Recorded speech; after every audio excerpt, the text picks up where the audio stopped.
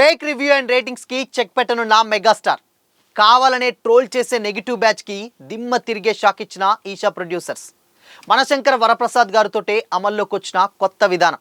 ఇంతకీ fake రివ్యూలకి check పెట్టే ఆ కొత్త విధానం ఏంటా అనుకుంటున్నారా? అయితే ఛానల్ని సబ్స్క్రైబ్ చేయండి.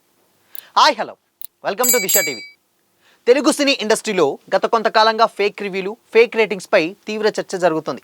ఒక సినిమా రిలీజ్ కాగానే దాని కంటెంట్ కంటే ముందే సోషల్ మీడియాలో నెగిటివ్ ప్రచారం మొదలవడం, మెయిన్గా స్టార్ హీరోల సినిమాలను టార్గెట్ చేస్తూ యాంటీ ఫ్యాన్స్ దుష్ప్రచారం చేయడం ఇప్పుడు సాధారణంగా మారింది. లేటెస్ట్గా ఇదే టాపిక్ ఈషా సినిమా నిర్మాతలు బహిరంగంగా ఆగ్రహం వ్యక్తం చేయడం ఇండస్ట్రీని కుదిపేసింది. సినిమా రిలీజ్కి ముందే ఇంకా కొన్ని దేశాల్లో రిలీజే కాని సినిమాలకు కూడా పేజీల కొద్ది నెగిటివ్ రేటింగ్స్ రావడంపై వారు అనుమానాలు వ్యక్తం చేశారు. థియేటర్లలో హౌస్ఫుల్స్ నడుస్తున్నా ఆన్లైన్లో మాత్రం కావాలని తక్కువ రేటింగ్స్ ఇస్తూ చిన్న సినిమాలను దెబ్బతీయడానికి పెయిడ్ మాఫియా పనిచేస్తుందని కూడా ఆరోపించారు. మెయిన్గా బుక్ మై షో వంటి బుకింగ్ ప్లాట్ఫామ్స్లో సినిమా చూడకుండానే రేటింగ్స్ ఇవ్వడం పెద్ద సమస్యగా మారిందని కూడా ప్రొడ్యూసర్స్ ఆగ్రహం వ్యక్తం చేశారు. ఇలాంటి సిచ్యువేషన్స్లోనే ఇప్పుడు ఇండస్ట్రీలో ఒక సరికొత్త విధానం అమలుకు సిద్ధమవుతుంది. బుకింగ్ పార్ట్నర్ రేటింగ్స్ను దుర్వినియోగం చేసి సినిమాలకు నష్టం కలిగిస్తున్నటువంటి యాంటీ ఫ్యాన్స్ క్యాంపెయిన్లకు చెక్ పెట్టాలనే ఉద్దేశంతో 2 anti piracy apps Block Big and Applix రంగంలోకి దిగుతున్నాయి.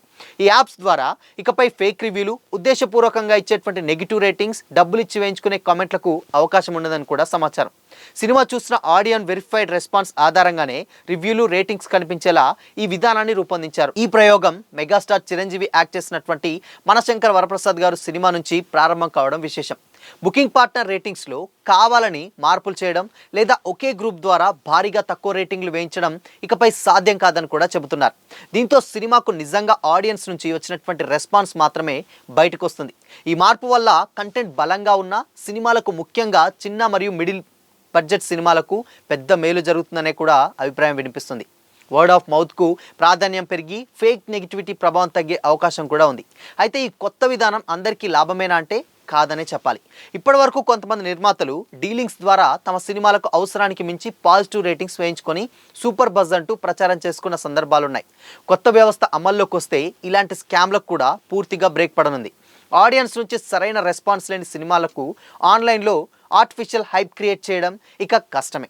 ఈ కోణంలో చూస్తే ఫేక్ పాజిటివిటీపై ఆధారపడే వారికి ఇది గట్టి జలగ్గా మారనుంది.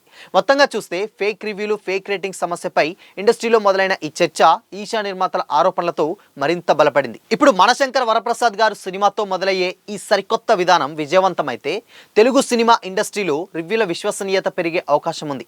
ఆడియన్స్ నిజమైన అభిప్రాయమే తుది మాటగా మారే దిశగా ఇది ఒక ఇంపార్టెంట్ అడిగని కూడా చెప్పొచ్చు. ఎందుకంటే ఇంతవరకు గతంలో ఎక్కడ చూసినా కానీ కొన్ని ప్లాట్ఫామ్స్లలో హై రేటింగ్స్ ఇవ్వడం అండ్ సినిమా బాగాలేకున్నా కాడి సొంతంగా ప్రమోట్ చేసుకోవడం అండ్ బాగున్నటువంటి సినిమాలను కూడా తక్కువ బజ్ తోటి అండ్ రేటింగ్స్ కూడా తక్కువ ఇవ్వడం, దానివల్ల మౌత్ టాక్ తొందరగా స్ప్రెడ్ అవ్వకుండా కానీ అలాంటి సినిమాలు కిల్ అయినటువంటి సినిమాలు చాలా సందర్భాలే ఉన్నాయి. సో అలాంటి వాటికి అన్నిటికీ కూడా చెక్ పెడుతూ కూడా ఇప్పుడు ఈ ప్రొడ్యూసర్స్ ఏదైతే చేసినటువంటి ఆరోపణలు ఉన్నాయో దానివల్ల ఈ 2 యాప్స్లను తీసుకొచ్చి దాని ద్వారా అంటే జనరల్గా ఒక ఆడియన్స్ సినిమా చూసిన తర్వాతనే ఆయన ఒపీనియన్ని షేర్ చేసుకోవచ్చు. అంటే ఎస్, మరి అందరూ చేసుకుంటారంటే అందరూ కూడా షేర్ చేసుకునే ఛాన్స్ లేకపోవచ్చు. ఎందుకు అనంటే జనరల్గా సినిమా చూసిన తర్వాత లైట్ తీసుకుంటారు. కానీ ఒక 100%లో మేబీ 20 to 30% మాత్రమే ఆ ఫీడ్బ్యాక్ని ఇచ్చేటువంటి చాలామంది ఫ్యాన్స్ అయితే ఉంటారు అండ్ దాంట్లో ఆడియన్స్ ఉంటారు. మెయిన్గా ఇప్పుడు ఒక పర్ఫెక్ట్ ఎగ్జాంపుల్ చెప్పాలంటే ఒక ఆన్లైన్ ప్రోడక్ట్లో ఒక వస్తువు ఒకటి తీసుకున్నప్పుడు ఏంటంటే ఆ వస్తువు మనకు నచ్చిందా,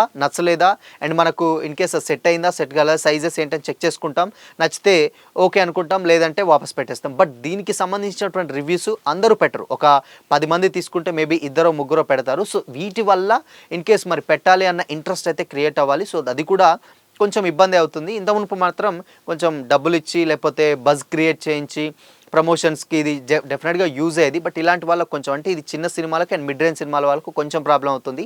పెద్ద సినిమాలకు ఆబ్వియస్లీ ఇక ప్రమోషనే ఉంటుంది కాబట్టి సో అది ఆటోమేటిక్గా రీచ్ వస్తూనే ఉంటుంది. ఇక దాని తర్వాత సినిమా రిజల్ట్ ఏంటి అనే దాన్ని బట్టి ఆడియన్స్ చూసిన తర్వాత డిసైడ్ అయిపోతుంది కాబట్టి. బట్ ఏదేమైనప్పటికీ కూడా ఇలాంటి యాప్స్ రావడం ఓకే, మంచిదే. ఇన్ కేసు చిన్న సినిమాలో కంటెంట్ బాగుంది బట్ అనుకుంటే డెఫినెట్గా అది బజ్ క్రియేట్ చేయడానికి ఇది పెద్దగా చాలా పెద్దగా యూజ్ అవుతుంది ఇప్పుడు ఇందాక ఉన్నటువంటి హైప్. బట్ అది కొంచెం మిస్యూజ్ చేస్తే మాత్రం డెఫినెట్గా చిన్న సినిమా ఉన్నా కానీ దాన్ని చాలామందికి తెలియదు కాబట్టి అట్లా కూడా చిన్న సినిమాలు కొన్ని కిల్ అయ్యేటువంటి ఛాన్సెస్ కూడా లేకపోలేదు. బట్ ఏదేమైనప్పటికీ కూడా కొంత మంచి ఉంటుంది, కొంత చెడు ఉంటుంది కాబట్టి యాప్స్ వల్ల చూడాలి మరి ముందు ముందు.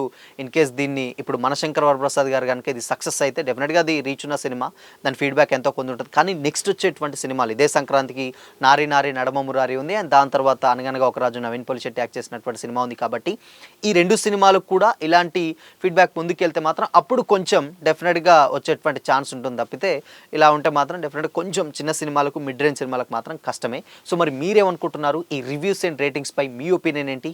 కామెంట్ చేసి చెప్పండి. అలాగే ఇలాంటి మరిన్ని అప్డేట్స్ కోసం ఛానల్ని లైక్ చేయండి, షేర్ చేయండి, సబ్స్క్రైబ్ చేయండి.